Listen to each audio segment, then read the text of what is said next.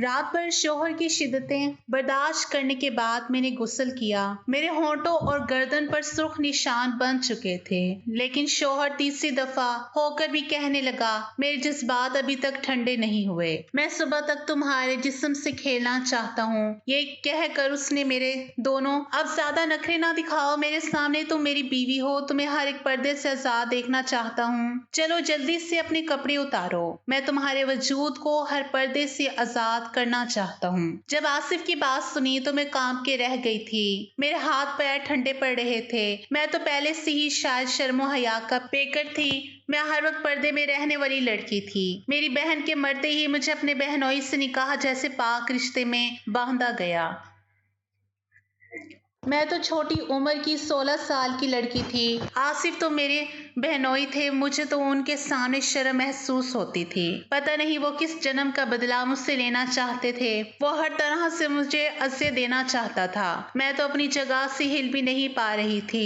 लेकिन उसने आगे बढ़कर जब मुझे अपने हसार में लिया तो मैं कप कप आने लगी। मैं तो एक नाजुक सी लड़की थी, अभी अभी जवानी के दहलीज पर कदम रखा था। लेकिन आसिफ ने मुझे खींचकर अपने ऊपर गिरा दिया और मेरे वजूद से सारे पर्दों का आजाद कर दिया और मुझे बेलिबास कर कर बेड पर मुझे इतनी ज्यादा तकलीफ हो रही थी कि मुझसे तो अब उठा भी नहीं जा रहा था। मेरी नाजुक जगह से शदीद दर्द की ठीसें सी उठ रही थी।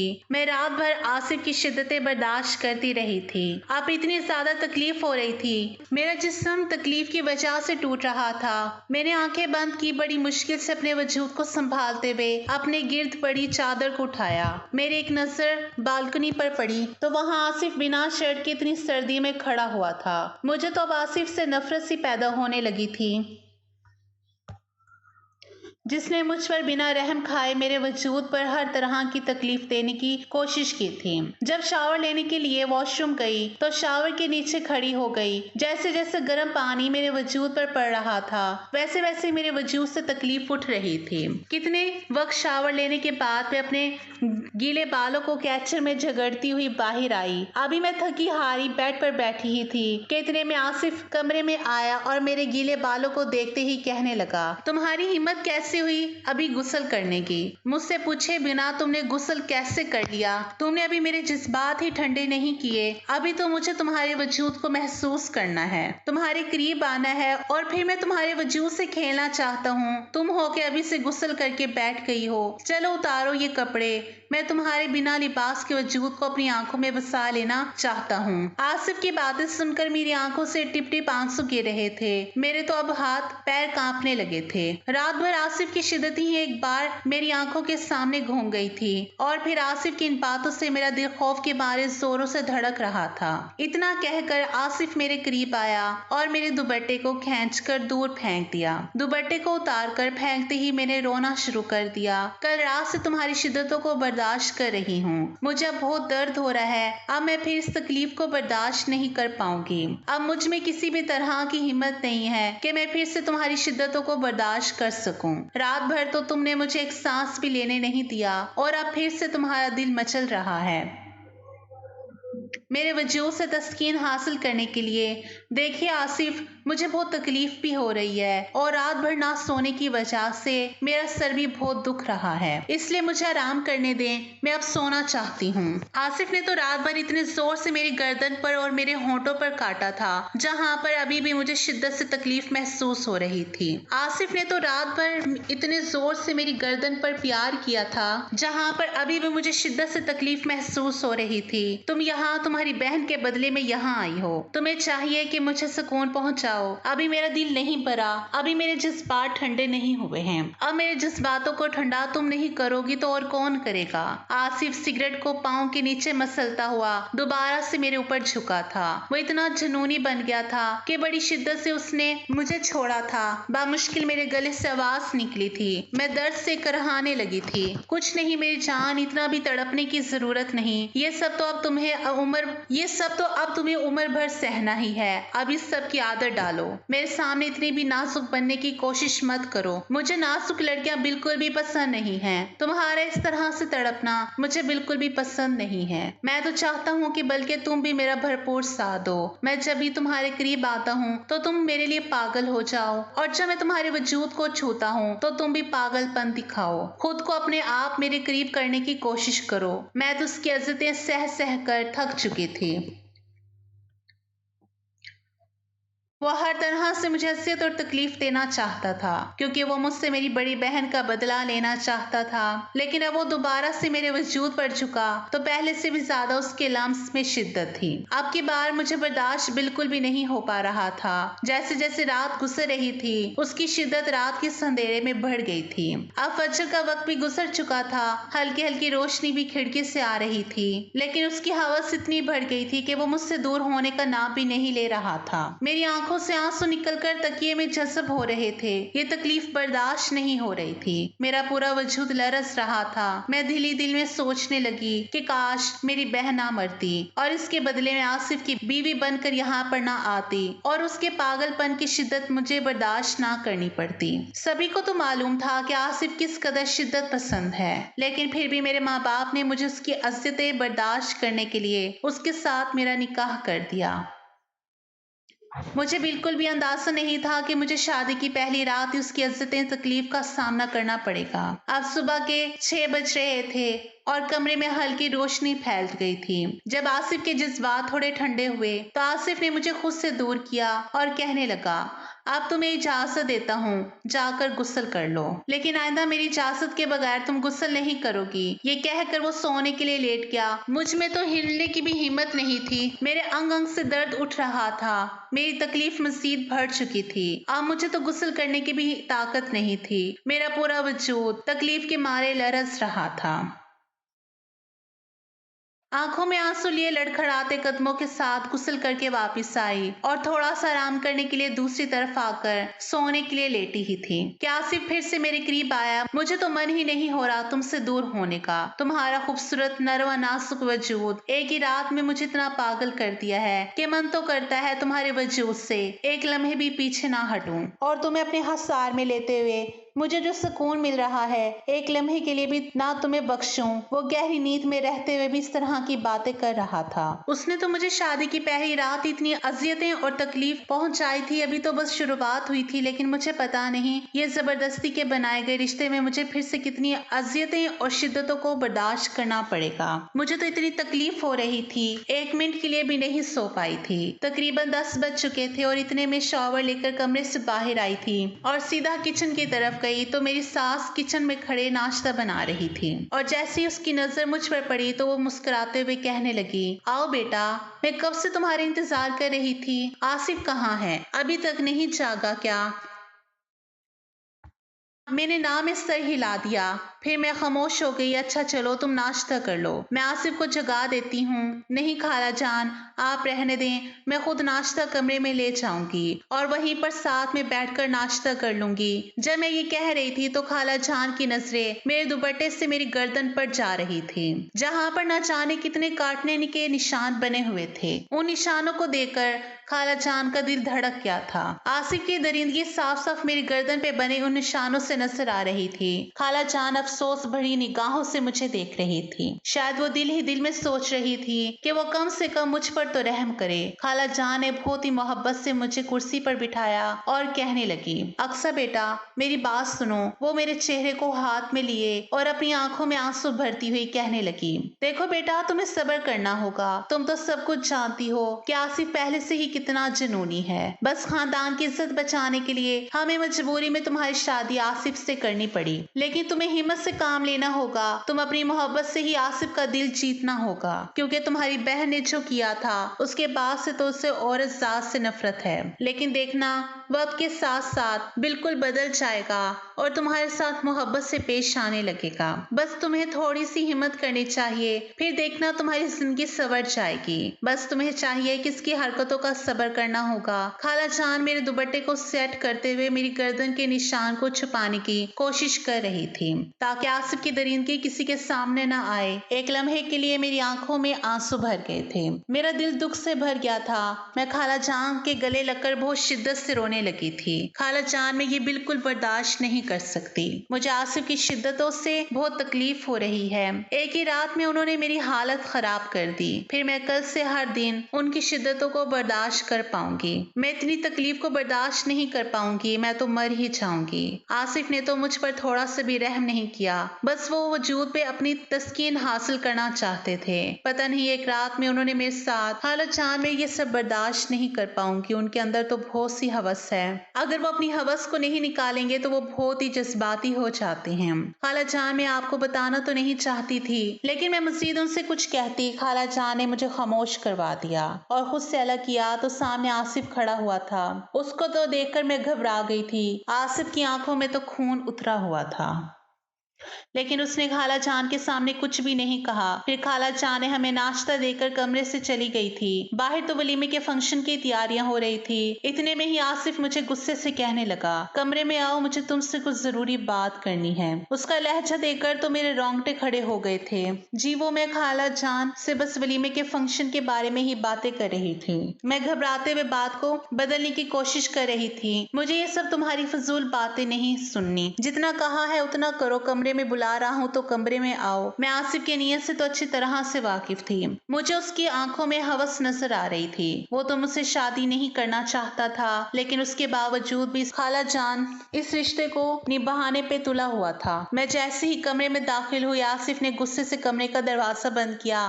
फिर मुझे बाजू से पकड़कर बेड पर धक्का दिया। फिर कहने लगा, तुम्हें किसने बोला था कि अपने कमरे की बातें मेरी मम्मा को बताओ? मियाँ और बीवी के बीच में जो भी होता है उसे किसी के सामने जाहिर नहीं करनी चाहिए। मियाँ बीवी का रिश्ता ऐसा होता है कि बीवी को शोहर की शिद्दतें बर्दाश्त करनी पड़ती हैं। आसिफ ने तो मेरे बालों को अपने हाथों में दबोचते हुए गुस्से में कहा तो मैं रोने लगी। लड़खड़ाते हुए उससे कहने लगी, नहीं आसिफ, मेरे खाला जान से कुछ भी नहीं कहा। उन्होंने तो मेरी गर्दन पर यह निशान देकर खुद से पूछा था। मैंने अपनी गर्दन से दुपट्टे को साइड पर किया और निशान आसिफ को दिखाने लगी, जहाँ पर अनगिनत निशान बने हुए थे। तो क्या हुआ, ऐसे निशान बनते ही हैं, लेकिन तुम्हें चाहिए था कि ये निशान अपने दुपट्टे से छुपाओ। लेकिन तुम तो चाहती ही यही थी कि ये निशान मेरी माँ को नजर आए। उसने मेरे जबड़े दबोचते हुए बोला, देखिए आसिफ, आप मुझ पर इल्जाम नहीं लगा सकते। इसमें मेरा कोई कसूर नहीं है। तो मेरे सामने इतनी भी मासूम बनने की कोशिश मत करो। मैं अच्छी तरह से जानता हूँ ये शरीफ नजर आने वाली लड़कियां किस कदर चालाक होती हैं। मुझे बेवकूफ बनाने की कोशिश मत करना मेरी जान, मैं तुम्हारे रग रग से वाकिफ हूँ। वो ये कहकर आसिफ मेरे दुपट्टे को मेरे वजूद से अलग करने लगा। आसिफ, ये आप क्या कर रहे हैं? मुझे फिर से आपकी शिद्दतों को बर्दाश्त करने की हिम्मत नहीं है। आपकी हवस भरी दरिंदगी मैंने रात भर बर्दाश्त की है। मैं खुद को आसिफ के हसार से छुड़वाने की कोशिश करने लगी, लेकिन वो जबरदस्ती वो एक दफा फिर मेरे ऊपर झुकता चला आया। बाहर से न जाने कितनी देर तक मुलाजमा दरवाजे पर दस्तक देती रही। हमें बाहर बुलाती रही, लेकिन आसिफ तो मुझे उठने ही नहीं दे रहा था। वो तो अपनी शिद्दत निछावर करने पर तुला हुआ था। फिर से मैं उसकी शिद्दत को सहते सहते इंतहा पर पहुंच गई थी। वो तो मुझसे अपना हक वसूल करके शर्ट डालकर कमरे से चला गया। मैं फिर से बेड पर बेजान सी पड़ी हुई थी। बार बार उस जगह को इस्तेमाल करने से मुझे तकलीफ हो रही थी। एक बार फिर से मैं गुस्ल करने गई। मेरी आंखों में बहते आंसू मेरी तकलीफों को बर्दाश्त करते बाहर निकल रहे थे। गुस्ल करके मैं आकर बेड पर बैठी हुई थी। बाहर नंद मेरे दरवाजे पर दस्तक देने लगी थी। कमरे का दरवाजा खुला तो मरियम कहने लगी, भाभी, आपको कब से अम्मा बुला रही है? और कब से मुलाजमा दरवाजे पर दस्तक दे देकर चली गई? और क्या फिर से आपने गुस्ल किया है? क्या बात है भाई? आपको पता है भाई आपकी बहन पर भी ऐसे ही अपनी शिद्दत निछावर करते थे। ऐसे एक दिन नहीं हुआ जब भाई ने आपकी बहन यानी भाई की पहली बीवी से अपना हक वसूल किया ना हो। रात रात भर आपकी बहन की चीखें इस कमरे से बाहर निकलकर घर में गूंजती थी। आप यकीन करें ऐसे बुरे तरीके से भाई आपकी बहन से पेश आते थे। अब मुझे तो तुम्हें देखकर ऐसा लग रहा है कि तुम्हारा भी अब यही हाल होने वाला है। लेकिन तुम्हें हिम्मत करनी होगी। मरियम की बातें सुनकर मुझे घबराहट महसूस हो रही थी। भाई तो कभी कभी आपकी बहन पर हाथ भी उठाते थे। तुम्हें सब्र करना होगा। भाई ने तो तुम्हारी बहन पर भी रहम नहीं किया और वो बिल्कुल वैसे ही रवैया तुम्हारे साथ अपनाएगा। बिल्कुल भी तुम पर रहम नहीं करेगा। जो तुम्हारी बहन ने भाई के साथ धोखा दिया उसका बदला वो तुमसे जरूर लेगा। लेकिन मुझे तुम पर तरस आता है क्योंकि तुम मेरी खाला की बेटी हो। लेकिन तुम्हारी बड़ी बहन ने जो भाई के साथ किया है वो तुमसे बदला लेकर ही रहेगा। मरियम तो मुझे धमकाने की कोशिश कर रही थी और मुझे भरपूर डराने की कोशिश कर रही थी, मगर इसमें मेरी क्या गलती थी? जो मेरी बहन ने किया इसमें मेरा क्या कसूर था? अच्छा तुम मुझे बताओ, क्या सच में तुम्हारी बहन के ताल्लुकात गैर मर्दों के साथ थे जिसकी वजह से वो मेरे भाई के साथ शादी नहीं करना चाहती थी? लेकिन वाकई तुम्हारी बड़ी बहन बहुत खूबसूरत थी और उसी खूबसूरती को देखकर मेरा भाई तुम्हारी बड़ी बहन पर फिदा हो गया था। लेकिन तुम्हारी बहन तो बहुत ही आगे निकल चुकी थी। वो गैर मर्दों से शादी के बाद भी मिला करती थी और एक दिन तो वो गैर मर्द के साथ रंगे हाथों पकड़ी गई। मेरी बहन ऐसी नहीं थी। मैं चीखती हुई बोली। मरियम की बातें मुझे तकलीफ देने की कोशिश कर रही थी। मैं रोती हुई बोली, मेरी बहन ऐसी बिल्कुल भी नहीं थी। वो पाक सिफ्त की लड़की थी। उसके किरदार पर उंगली उठाना बंद कर दो। वो बिल्कुल भी ऐसी नहीं थी। वो एक इज्जतदार पाक पर्दे में रहने वाली लड़की थी। वो तो तुम्हारे भाई ने उसे फजूल का बदनाम करके रख दिया है। ये सब झूठी अफवाहें हैं मेरी बहन के बारे में। मरियम के मुंह से इस तरह की बातें सुनकर मुझे बहुत तकलीफ हो रही थी। इतने में मरियम वहां से चली गई और पार्लर वाली मुझे तैयार करने के लिए आ गई थी। मैं बार बार जिद करने लगी कि मैं खुद से ही तैयार हो जाऊंगी क्योंकि गर्दन पर जो निशान थे मैं वो किसी को भी नहीं दिखाना चाहती थी। मैं अपने सर से दुपट्टा भी नहीं हटा रही थी। ऐसे में मेरी हालत खाला जान समझ चुकी थी। फिर खाला मुझे प्यार से कहने लगी, देखो अक्सर बेटा, तुम्हें डरने की या शर्माने की कोई जरूरत नहीं है। कमरे में बस पार्लर वाली होती है जो तुम्हें तैयार करेगी और कोई भी इस कमरे में मौजूद नहीं होगा। शाम को वलीमा है और तुम आसिफ खानजादा की बीवी हो। जल्दी से तैयार हो जाओ, जिद मत करो। इतना कहकर वो कमरे से बाहर चली गई थी। फिर जैसे ही पार्लर वाली की नजर मेरी गर्दन पर पड़ी तो मुस्कुराकर कहने लगी, लगता है तुम्हारे शौहर ने तुम्हें बहुत शिद्दत से अपना प्यार निछावर किया है। लगता है वो शादी की पहली रात के लिए ही पहले से ही जज्बाती था, इसलिए तो तुम्हारी गर्दन पर इतने निशान छोड़ा है। उसकी बातें सुनकर तो शर्म से पानी पानी हो चुकी थी। मेरी आंखों में नमी उतर आई। मैं बहुत शिद्दत से रोने लगी थी। मेरा रोना देखकर पार्लर वाली परेशान हो गई थी। क्या हो गया है? इतना क्यों रो रही हो? पार्लर वाली मुझे बहुत मोहब्बत से समझाने की कोशिश कर रही थी।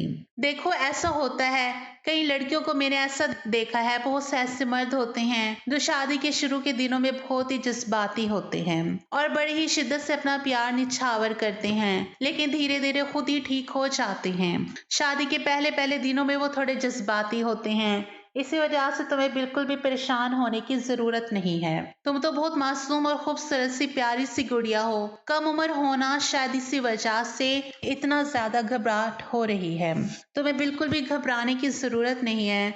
वो मुझे बहुत प्यार से समझा रही थी और मुझे तैयार कर रही थी, लेकिन मुझे तो सबके सामने बहुत शर्मिंदगी का एहसास हो रहा था। मुझे तो अब ये सोच सोच कर सुकून मिल रहा था कि आज तो वलीमा है और रस्म के मुताबिक मुझे अपने मायके जाना था और कम से कम 4-5 दिनों के लिए तो मैं सुकून से रह सकती थी।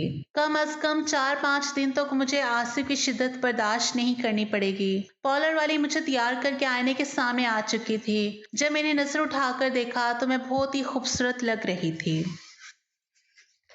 मैं मुकम्मल तौर पर एक अप्सरा लग रही थी। तैयार करके पार्लर वाली कमरे से चली गई थी। स्किन कलर के गाउन में मैं बहुत हसीन लग रही थी और मुझे लेने के लिए आसिफ कमरे में आया तो मुझे देखकर उसकी निगाहें मेरे वजूद से अटक गई थी। वो मुझसे नजरें ही नहीं हटा रहा था। वो धीरे धीरे मेरे करीब आया और अपने हाथ से मेरे गाल को छूते हुए कहने लगा, बहुत खूबसूरत लग रही हो। जितना तुम्हारा हुस्न है उतना ही तुम्हारे में वफा होनी चाहिए। अगर तुम्हारे अंदर वफा निकली तो देखना फिर आसिफ तुम्हें कैसे दीवानों की तरह मोहब्बत करेगा। बस अपनी बहन की तरह धोखेबाज ना निकलना। फिर देखना मैं तुमसे कितनी मोहब्बत करता हूँ। तुम्हें पागलों की तरह चाहूंगा। तुम्हें आसिफ खानजादा की बीवी का रुतबा मिलेगा। हर कोई तुम्हें इज्जत की निगाह से देखेगा। बस मुझसे वफा करती रहो। तुम्हें इतनी इज्जत मिलेगी कि तुम सोच भी नहीं सकती। वो मेरे करीब और आता गया। मैं पीछे कदमों से दीवार के साथ लग गई। मेरी निगाहें अपने आप नीचे हो गई। अपनी नजरें उठाकर मेरी तरफ देखो। मैंने कभी सोचा नहीं था पहली बीवी की बहन जो कि सादा सी पर्दे में रहने वाली लड़की मुझे इस कदर खूबसूरत लगने लग जाएगी। लेकिन मुझे तुम्हारी बहन के धोखे का बदला चाहिए। जब तक मेरा बदला पूरा ना हो जाता तब तक तुम्हें मेरी जिंदगी भर अजियतें और शिद्दतें बर्दाश्त करनी पड़ेगी। जब तक तुम्हारी बहन का बदला तुमसे ना ले लूं मुझे चैन नहीं मिलेगा। ये कहकर वो मेरे कमर पर हाथ रखे खींच कर मुझे अपने साथ लगा चुका था। उसके इस तरह मुझे खींच कर अपने वजूद से लगाया तो मैं कप कपाने लगी थी। उसके लम्स को महसूस करके मेरे जिस्म में करंट सा दौड़ गया था। कल रात वाली शिद्दतें फिर से मेरी आंखों के सामने घूम गई थी।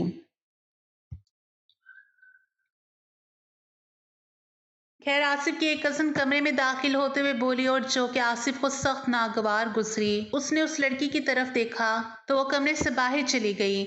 आसिफ मेरा बाजू पकड़ते हुए बाहर लेकर आया।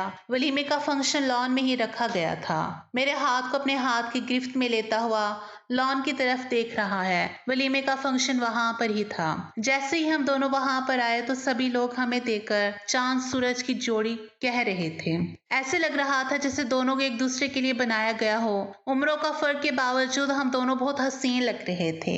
लेकिन आसिफ की आंखों में दुनिया जहां की संजीदगी छाई हुई थी। मेरी माँ ने मुझे मुस्कुराते हुए गले लगाया और मेरी पेशानी पर बोसा दिया। लेकिन मैंने खास तवज्जो नहीं दिया। मेरे अब्बा जान ने भी आकर मोहब्बत से मेरे सर पर हाथ रखा। कल मेरी बहन का इंतकाल हुआ था। तब मेरे बाबा ने अपनी बेटी का आखिरी दीदार से भी इनकार किया था। तब मुझे लगा था जैसे सब कुछ खत्म हो चुका है। जब मेरी प्यारी बहन का इंतकाल हुआ तो उसके जिस्म पर आसिफ की दरिंदगी के निशान पड़े हुए थे। लेकिन मेरे माँ बाप ने निशानों को नजरअंदाज कर दिया और मेरी बहन को बद किरदार कहने लगे। और उसके इंतकाल के बाद भी खाला जान ने जानबूझकर मेरा रिश्ता आसिफ से तय कर दिया और यूं मैं आसिफ खानजादा की बीवी बनकर यहाँ आ गई। फंक्शन के बाद मेरी माँ कहने लगी, मेरी खाला को तुम्हें तो पता है कि हमारे यहाँ रस्म होती है तो कल आप लोग आ जाना। आज हम लोग अपनी बेटी को वापस लेकर जा रहे हैं। ये सुनकर आसिफ की पेशानी पर गुस्सा नमूदार हुए। क्या मतलब है खाला जान, ये रस्म बहुत पुरानी हो चुकी है। दुनिया कहाँ से कहाँ पहुँच गई है और अभी तक आप लोग अपनी फजूल रस्मात से बाहर नहीं निकले। वो जिस तरह बदतमीजी से बोला ये बात मेरे बाबा ने भी नोट की और मुझे भी बिल्कुल अच्छा नहीं लगा यूं उनका मम्मा के साथ बदतमीजी से पेश आना। इससे पहले कि वो मजीद कुछ कहती खाला जान कहने लगे, शायद आसिफ अभी नहीं भेजना चाहता तो इस वजह से मैं अक्सर को आप लोगों के साथ नहीं भेज सकती। खाला जानती थी कि अगर आसिफ खानजादा किसी चीज से इनकार कर दे तो उसके साथ उसी चीज की जिद लगाई जाए तो वो किस कदर बदतमीजी से पेश आता है। और खाला जान ऐसी कोई बदतमीजी चाहती नहीं थी। ठीक है कोई बात नहीं, मेरी माँ ने भी मुस्कुराते हुए कहा। उनकी मुस्कुराहट में जो दर्द और तकलीफ था वो मैंने अच्छी तरह महसूस किया था। लेकिन मुझे अफसोस था। मैंने बोला था कि मम्मा बहन को तो आसिफ ने मार दिया लेकिन आपने तो मुझे फिर से उसी जहन्नुम में क्यों भेजा। आप तो जानती थी आसिफ का नेचर कैसा है। आप तो वाकिफ भी थी ना उसके नेचर से ही। लेकिन फिर भी इज्जत बचाने की खातिर आसिफ के साथ शादी करवा दी। उसके बाद आसिफ ना जाने कहाँ चला गया। कमरे में आने के बाद मैं अपनी ज्वेलरी उतार कर साइड पर रखती हुई आईने में देखने के बाद मैं कपड़े तब्दील करने लगी। जैसे ही मैं बाहर आई सामने ही बेड पर आसिफ को पाकर मैं घबरा गई। तुमने किससे पूछकर चेंज किया है? अभी तो मैंने तुम्हें जी भर के देखा भी नहीं था और तुम चेंज भी करके आई हो। मैं तुम्हारा इंतजार कर रहा हूँ। फौरन से जाकर वही पहन कर आओ। मैं खुद अपने हाथों से उतार कर देखना चाहता हूँ। मैं कुछ भी नहीं जानता। मुझे तुम 5 मिनट के अंदर अंदर दोबारा उसी गाउन में नजर आओ। ये कहकर वो मुझे वॉशरूम की तरफ भेज चुका था। मैं उधर ही खड़ी हो गई। दिल बहुत शिद्दत से धड़क रहा था। कल रात वाले आसिफ की शिद्दतें याद आ रही थी। मेरी आंखों में से आंसू बहने लगे। बाबा आप लोगों ने मुझे किस जहन्नुम में धकेल दिया है। दिल ही दिल में सोचते हुए मैं दोबारा से इस भारी भरकम को डालने लगी और बामुश्किल उसको डालने के बाद उसकी जिप बंद करने की कोशिश करने लगी। जो कि किसी तौर पर भी बंद नहीं हो रही थी। मैं बार बार पीछे हाथ करते हुए बंद कर रही थी जब अचानक मुझे अपनी कमर पर किसी के हाथ महसूस हुआ। क्या मैं बंद कर दूं? खोली क्यों थी जो बंद नहीं होती? वो मेरी गर्दन पर हाथ फेरते हुए बोला, जो कि सिर्फ खुली होने की वजह से नजर आ रही थी। उसके ठंडे हाथों को अपनी कमर पर महसूस करते ही मैं जी जान से कपकपाई। आसिफ प्लीज, बामुश्किल मेरे लब हिले थे, लेकिन आवाज नहीं निकल सकी थी। आसिफ ने मुझे बाजू से पकड़कर सीधा अपनी तरफ किया और पीछे ड्रेसिंग के पास लगाते हुए बोला, जब मैंने तुम्हें बोला था कि मेरी मर्जी के बगैर ये कदम नहीं उठाओगी, तो तुमने ये चेंज क्यों किया था? मुझे अभी तुम्हें जी भर के देखना था। अब तुम्हें ये सब कुछ करने की सजा तो मिलेगी। अभी भी पीछे मेरी कमर पर आसिफ की उंगलियां हरकत कर रही थी। आसिफ प्लीज, मुझे तकलीफ होती है, ऐसी हरकतें नहीं करें। वो सिसकते हुए बोली, तुम्हें तकलीफ ही तो देना चाहता हूँ। ये कहकर मुझे बाजू से पकड़ते हुए मुझे मोड़कर मजीद मेरे जिप को खोलने लगा, जो कि ना जाने कहाँ तक खुलती थी। जैसे जैसे जिप के खुलने की आवाज आ रही थी, मैंने जब से अपनी आंखें बंद की। चलो ठीक है, इतनी रोशनी में तुम्हारा गाउन नहीं उतारता, कहीं तुम शर्म से ही मर ना जाओ। ये कहता हुआ वो मुझे अपनी बाहों में भर चुका था। आसिफ, मैं गिर जाऊंगी, क्या कर रहे हैं? मैं नरमी से बोली, तुम जैसे पर्दे में रहने वाली लड़कियों के साथ हो। खुलकर रोमांस करने का अलग ही मजा होता है। जैसे मैं तुम्हें अपनी मोहब्बत में पागल करता हूँ, वैसे ही तुम मुझे भी कर दो। मुझे बेड पे लिटाता हुआ मेरे ऊपर झुका। आसिफ प्लीज, खुदा के लिए ऐसी बेपाक बातें मेरे साथ मत करें, मुझे नहीं है आदत। मैं उसे पूरी तरह से रोकने की कोशिश करने लगी। मेरी जान, आदत तो किसी लड़की को नहीं होती। धीरे धीरे उसके हाथ मेरे वजूद पर चलने लगे और अपनी आंखें बंद कर चुकी थी। ये कहता हुआ मेरे बाजू पे अपने नाखून गाड़ चुका था। आसिफ, आपके बाद मेरी हिचकी निकली। आसिफ उसकी हिचकियों का गला घोट चुका था। रात भर उसकी दी गई शिद्दतें बर्दाश्त करते करते सुबह तक मेरा वजूद टूटने लगा था। आज दूसरा दिन था, मैं सो नहीं सकी थी और आसिफ हर तरह से इज्जत और तकलीफ देने की कोशिश कर रहा था। आज से तकरीबन 1 साल पहले आसिफ ने अपनी बीवी यानी कि मेरी बहन को बदकिरदारी का इल्जाम लगाकर तलाक दे दी थी, क्योंकि उसे यही लगता था कि वो उसके साथ खुश नहीं है, बल्कि गैर मर्दों के साथ उसके ताल्लुकात थे। लेकिन बिल्कुल भी मेरी बहन बदकिरदार नहीं थी, और वो भी हर दर्जा की मासूम लड़की थी। वो तो आसिफ की इज्जतें और तकलीफ बर्दाश्त करने के बाद उसने खुद खुशी कर ली और आसिफ की जिंदगी से हमेशा के लिए चली गई। और फिर उसी दिन खाला जान ने अपने बेटे की दरिंदगी को छुपाने की खातिर मुझसे उसका निकाह कर दिया, क्योंकि इसमें आसिफ की इज्जत का सवाल था। खाला जान नहीं चाहती थी कि इसकी दरिंदगी और हवस दुनिया के सामने आए, इसलिए उन्होंने मुझे भी इस जहन्नुम में धकेल दिया। लेकिन आसिफ तो तस्लीम नहीं करना चाहता था। लेकिन खाला जान ने तो 2-3 धमकियां भी लगा दी कि तुम्हें अक्सा के साथ निकाह करना होगा, और मजबूरी में उससे निकाह करना पड़ा था। लेकिन जब उसने मुझे बहुत करीब से देखा, मुझे छुआ, मुझे इज्जत और तकलीफ दी, तो एक अजीब सा सुकून महसूस हुआ था। तब से आसिफ को यही लग रहा था कि सिर्फ मुझे अजियत और तकलीफ देने से ही सुकून मिलता है। रात भर उसकी शिद्दतें बर्दाश्त करते हुए अभी मेरी आंख लगी हुई थी जब दरवाजे पर बहुत जोर से दस्तक होने लगी। मैं बामुश्किल अपनी आंखें खोलते हुए दरवाजे तक आई। दरवाजा खोला, बिखरी हुई हालत में सामने खड़ी हुई मुलाजिमा को देखने लगी। बीबी जी बाहर सब आपका नाश्ते पर इंतजार कर रहे हैं। मेरा तो जी चाह चीख चीख कर रोने लग जाऊं। अपने वजूद को बामुश्किल संभालते हुए कहने लगी, ठीक है, हम आते हैं।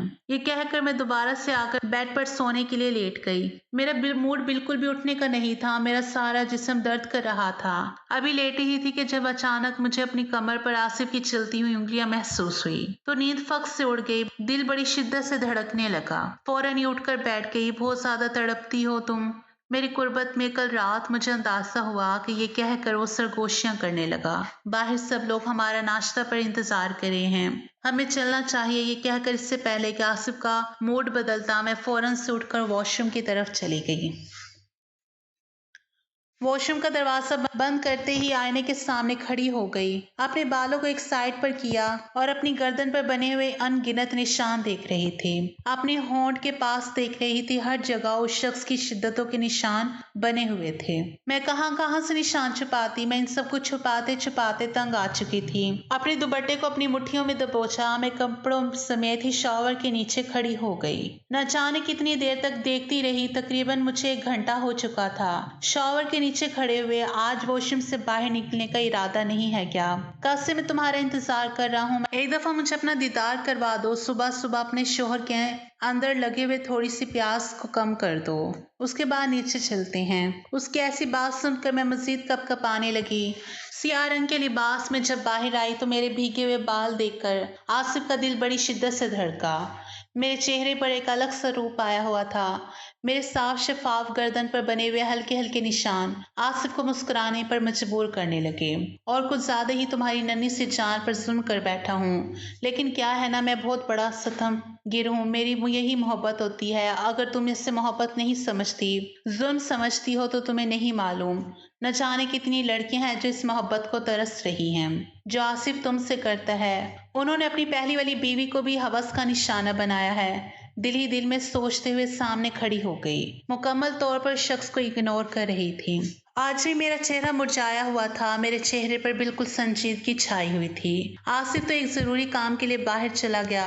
तभी खाला जान कमरे में आई और मुस्कुराते हुए कहने लगी, आज मैं ही तुम्हारी माँ को बुलाया है, तुम उनके साथ चली जाओ। आसिफ तो आज घर पर नहीं रहेगा, जरूरी काम से वो बाहर जा रहा है, इसलिए उसकी गैर मौजूदगी में ही अपनी माँ के घर चली जाना और आसिफ के आने से पहले पहले आ जाना। खाला जान की ये बात सुनते ही मैं खुश हो गई। कम से कम मुझे एक रात के लिए तो भी सुकून मिलेगा और एक दिन तो भरपूर आराम करूंगी। और इतना ही, मेरी माँ लेने के लिए मुझे आ गई। अब मुझे डर भी महसूस हो रहा था क्योंकि मैंने आसिफ से बिना पूछे खाला जान की बात पर अपने मायके चली आई थी। जैसे ही मेरे बाबा ने मुझे देखा तो उनका चेहरा मुरझा गया। वो मुझे देखते ही संजीदा हो गए थे। वो मेरे चेहरे को देखकर पहचान गए थे कि मैं कितनी रातों से सोई नहीं थी। मेरी आंखों के नीचे हल्के बने हुए थे, लेकिन वो देखकर भी खामोश हो गए थे। कुछ भी नहीं कहा था। मैं अपनी माँ से कहने लगी, माँ मुझे आपसे बात करनी है। ये कहकर मैं माँ के साथ कमरे में चली गई। माँ, मैं आसिफ के साथ नहीं रह सकती। माँ, आप नहीं जानती वो कितना बड़ा जालिम है। वो हवस भरा दरिंदा है। आप ही को भी उसने अपनी हवस भरी दरिंदगी से ही मारा। रोज वो इस पर जुल्म करता था, मारता पीटता था और आपने अपनी हवस मिटाने के लिए बेइंतहा उन पर तशद्दुद करता था। माँ, मैं उसके साथ रहकर अपनी जिंदगी बर्बाद नहीं करना चाहती। मैंने अपने गले का दुपट्टा हटाकर अपनी गर्दन पर बने दरिंदगी के निशानों को माँ को दिखाया। माँ, मैं मजीद तकलीफ बर्दाश्त नहीं कर सकती। माँ, इन 2 दिनों में ही उसने मेरी हालत खराब कर दी है। उसने मेरे साथ एक ही रात में कई दफा सुबह तक। माँ, मैं अब एक दिन भी उसके साथ रही तो मैं मर जाऊंगी। सिसकते हुए बोली, देखो बेटा, मैं मानती हूँ ऐसा जालिम है और तुम पर तशद्दुद करता है, लेकिन खानदान की इज्जत का सवाल है। तुम्हारी बहन के जो किरदार पर उंगली उठाई है, उसकी खातिर कोई भी तुमसे शादी करने के लिए राजी ना होता। वो तो ऐसा था जो तुम्हें अपनाया है, वरना तुम्हारी बड़ी बहन की वजह से तुम्हारी भी जिंदगी बर्बाद हो जाती। और तुम कल से ही अपने शोहर की बुराई कर रही हो। अल्लाह ने मना किया है कि बीवी और शोहर की बातें किसी के भी सामने नहीं करनी चाहिए। माँ भी अब कैसी बातें कर रही हैं। माँ, बर्दाश्त करना पड़ेगा। मैं एक पल के लिए भी आसिफ के साथ जिंदगी नहीं गुजार सकती। मैं उससे खुला ले लूंगी और अब कभी भी उसके घर नहीं जाऊंगी। ये सब बातें मेरे बाबा कमरे के बाहर खड़े होकर सुन रहे थे। उन्होंने आकर मेरे गाल पर खींचकर तमाचा दे मारा। मैं सिसक के रह गई थी। क्या मैंने तुम्हें यही सिखाया है कि अपने शोहर से ऐसा करो? तुम्हारी बड़ी बहन ने ना जाने क्या गुल खिलाए थे, क्या आधी जवानी में ही चल बसी, और तुम हो के अपने शोहर से खुला लेना चाहती हो। तुम्हारी हिम्मत कैसी हुई ऐसे सोचने की भी? खबरदार, ऐसी घटिया बात अपनी जुबान पर लाने की कोशिश भी की तो रात रुको, कल तुम वापस अपने शोहर के घर चली जाओगी। और अगर आइंदा तुमने ऐसी बात करने की कोशिश की तो हमारा मरा हुआ मुंह देखोगी। मेरी माँ बेबस होकर खामोश खड़ी थी। उनकी हिम्मत नहीं थी बाबा के सामने कुछ भी कहने की। मैं तो बाबा की बातें सुनकर दुखी सी हो गई थी। बाबा के जाने के बाद अपनी माँ के गले लगकर फूट फूट कर रोने लगी और माँ ने लाख समझाने की कोशिश की, लेकिन मैं अपनी किस्मत पर रो रही थी। जैसे ही सुबह हुई मैं ससुराल आ गई। मेरी हर उम्मीद टूट चुकी थी। मेरा कोई सहारा नहीं था। हर रात आसिफ मुझसे अपना हक वसूल करता तो वो जबरदस्ती करके अपना हक वसूल करने में तुला होता। मैं तो तंग आ चुकी थी, लेकिन मेरी जिंदगी की डोर मेरे हाथ में नहीं थी। हर वक्त मुझे आसिफ की शिद्दत बर्दाश्त करनी पड़ी थी। एक रात भी ऐसा नहीं था कि आसिफ मुझे सुकून से सोने देते थे। शादी में 2-3 माह हो गए और इन 3 माह में आसिफ ने मेरी हालत खराब कर दी थी। मुझे तो घर का काम करने की भी हिम्मत नहीं थी। बार बार मेरी हालत बिगड़ जाती और कमजोरी महसूस होती। एक दिन आसिफ का मूड तब्दील हो गया था। वो धीरे धीरे बदलने लगा था, अपना रवैया मेरे साथ ठीक करने लगा था। शायद उसे मुझसे मोहब्बत हो गई थी। फिर एक दिन उसने ऐसी बात कही जिसे सुनकर मुझे उसकी बातों पर यकीन नहीं आ रहा था। उसने मेरा हाथ पकड़कर कहा, अक्सा तुम बहुत अच्छी लड़की हो, तुमने मेरी शिद्दतों को बर्दाश्त किया है, वो शायद कोई लड़की भी नहीं बर्दाश्त कर सकती थी।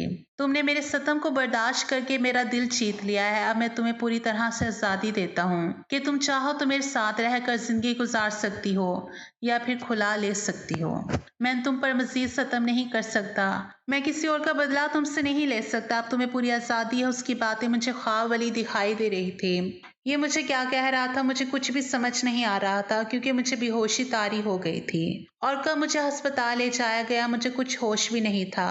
जब होश आया तो मैं अस्पताल के बेड पर थी और सामने आसिफ और डॉक्टर खाला जान खड़े थे।